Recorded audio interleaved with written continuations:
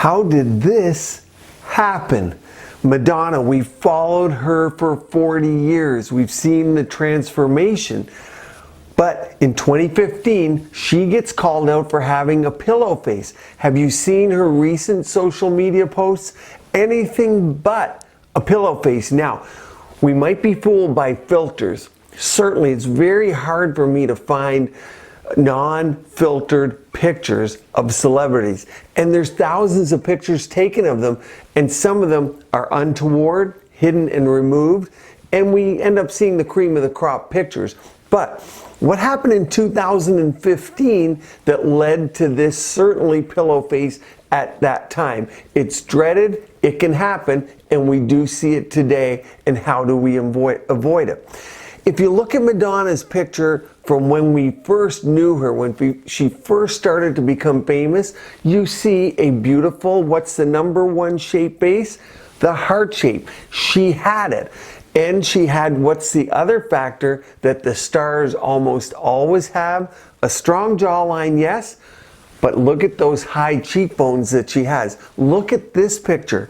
She has beautiful high cheekbones that go along with that heart-shaped face. It's the ideal picture perfect face of a celebrity superstar. How do you go from that to the pillow face? If you look at this picture in the early days, one of the first treatments she's thought to have had was lip filler. Now, in those days, we're talking the 90s, collagen was the only game in town for filler for anything, but the lips particularly. I injected collagen because the first hyaluronic acid filler didn't come into this country, in the United States, until 2003. And I had one of the first ones in my hand back then because it was revolutionary. Why? The collagen looked good in the lips, but it didn't last.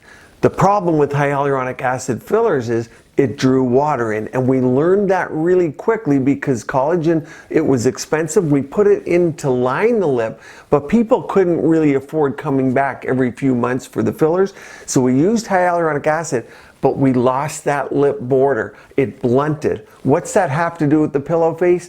When you see Madonna here, that pillow face is a result of a couple factors. One is it's pushing the envelope to get lift. Everyone wants lift. They want to look younger. They don't want surgery. We still see that today. And when we do the fillers and we start adding over time, so if we say Madonna had her first fillers in the 90s, it was reported.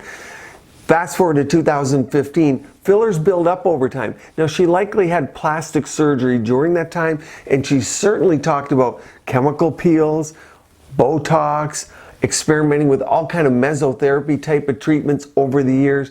But surgery still plays a role because today she's in her 60s.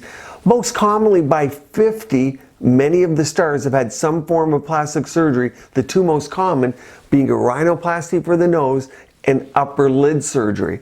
But at 2015, how did she get rid of the pillow face? Because look at her here today. Look at some of her social media posts. She has a much thinner face. If you like these type of videos, please help me. Click the like button below and subscribe. I'll keep you updated on all the latest news and treatment options. Well, it got that way because of likely hyaluronic acid fillers pushing the envelope, and she had, guess what? A skincare line introduced right around that time, purported to be a surgical alternative, NDMA skincare. And here's a picture of that skincare here, so you can see it still exists today. When you're an advocate, sponsor, influencer, owner of a non-surgical method such as skincare to avoid surgery, you can often say, I haven't had surgery, but maybe they had fillers. Unfortunately, everyone reaches for the fillers that draw water in or the hyaluronic acid fillers, and that's likely what she succumbed to for the pillow face and wanting to not have surgery but represent that line, and it's easy to go too far. Now, how did she get to today to a thinner face like this? And in interviews you can see she looks much better. Well, fillers, like those that draw water in, Fortunately, there's 5 hyaluronidases within the body that break them down slowly over time. Everyone breaks them down differently, but if you stop doing them, you slowly return to normal. Maybe she even dissolved them, but she's alluded to maybe surgical procedures recently as well, and that would be common. By the age of 60, if the first one's around 50, they typically last 10 years.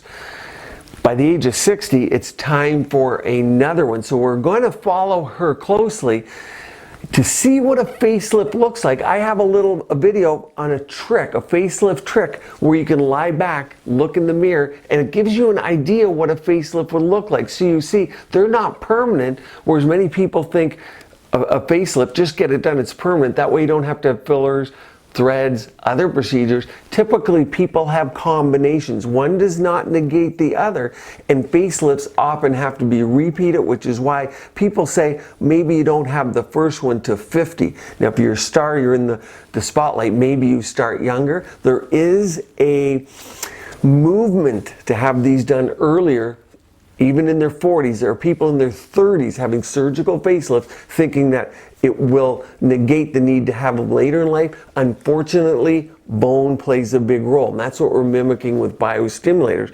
You can't get away from loss of bone.